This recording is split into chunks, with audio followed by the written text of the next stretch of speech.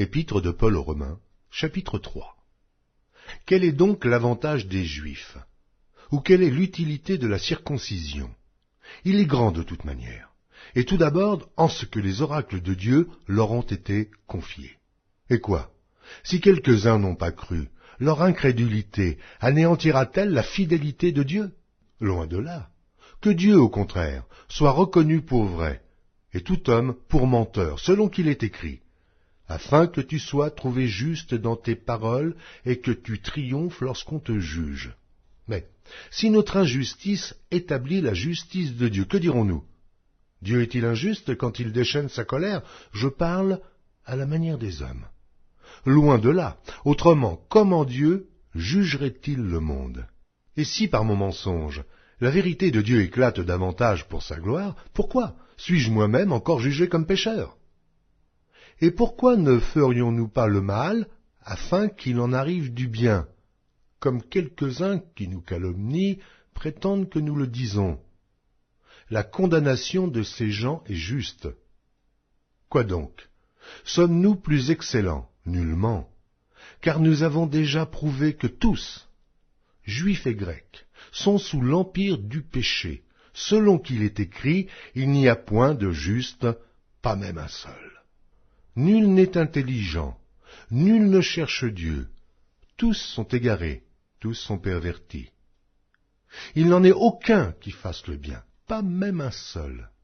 Leur gosier est un sépulcre ouvert, ils se servent de leur langue pour tromper. Ils ont sous leurs lèvres un venin d'aspic. Leur bouche est pleine de malédiction et d'amertume. Ils ont les pieds légers pour répandre le sang. La destruction et le malheur sont sur leur route. Ils ne connaissent pas le chemin de la paix.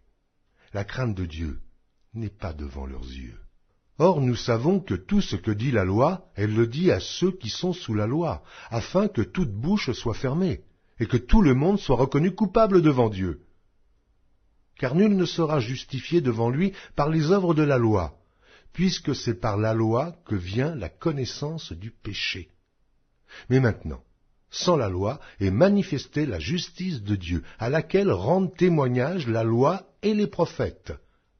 Justice de Dieu par la foi en Jésus-Christ, pour tous ceux qui croient. Il n'y a point de distinction, car tous ont péché et sont privés de la gloire de Dieu. Et ils sont gratuitement justifiés par sa grâce, par le moyen de la rédemption qui est en Jésus-Christ. C'est lui que Dieu a destiné, par son sang, à être pour ceux qui croiraient victimes propitiatoires, afin de montrer sa justice.